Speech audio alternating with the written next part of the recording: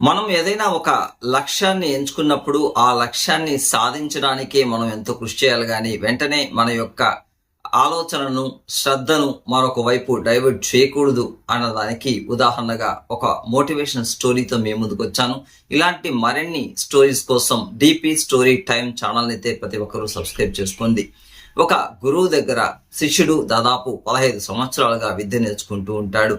ఆ గురువుకి multi talent ఉంటుంది, అన్ని రంగాల్లో కూడా ప్రావీణ్యం ఉంటుంది. కానీ అతను మాత్రం తనకు నచ్చిన ఒకే ఒక రంగంలో అందరికీ శిక్షణ ఇస్తూ ఉంటాడు, అన్నీ తెలిసినప్పటికీ. అలాంటప్పుడు ఆ శిష్యుడు 15 సంవత్సరాలుగా గురువు యొక్క మల్టీ టాలెంట్ గుర్తించిన తర్వాత గురువుని అడుగుతాడు, గురుగారు ఒకే విద్యను నాకు నేర్పిస్తూ ఉన్నారు, నేను కూడా ప్రపంచంలో మీలాగా మల్టీ టాలెంటెడ్ గా పెద్ద గురువుగా తయారవ్వాలి, కాబట్టి అన్ని విద్యలు నాకు ఒక్కసారిగా నేర్పించేయండి, నేను ఇప్పుడే నేర్చుకునేస్తాను అని చెప్పి వెరవేగుతాడు.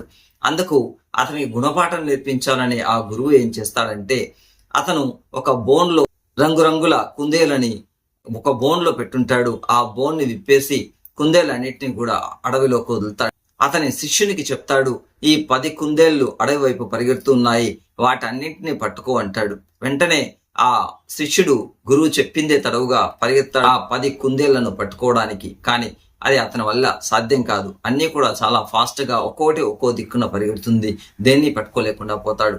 మళ్ళీ ఒక నల్ల కుందేలు పిల్ల ఒక చెట్టు కింద పరిగెడుతూ ఉంటే గురువు దాన్ని చూపించి, కనీసం ఈ నల్ల కుందేలు పిల్లైనా పట్టుకో అంటాడు. వెంటనే ఆ పరిగెడుతూ చాలా అతి కష్టం మీద ఆ నల్ల కుందేలు అయితే పట్టుకొని వచ్చి గురువుకి ఇస్తాడు.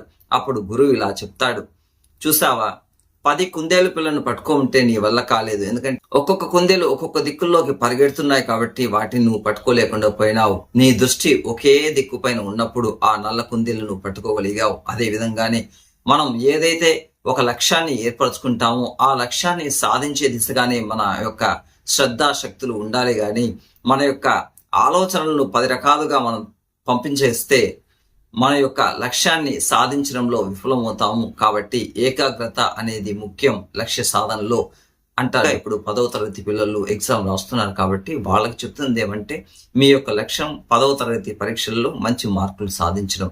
మీ యొక్క ఏకాగ్రతను దానిపైనే పెట్టండి, వేరే ఆలోచనలు ఈ టైంలో మీకు రాకూడదు. ఈ ఉండే 20 రోజుల్లో 30 రోజులు బాగా చదివి 10వ తరగతిలో మంచి మార్కులు సాధించే దిశగా మీ యొక్క ప్రయత్నాలు చేయండి. All the best.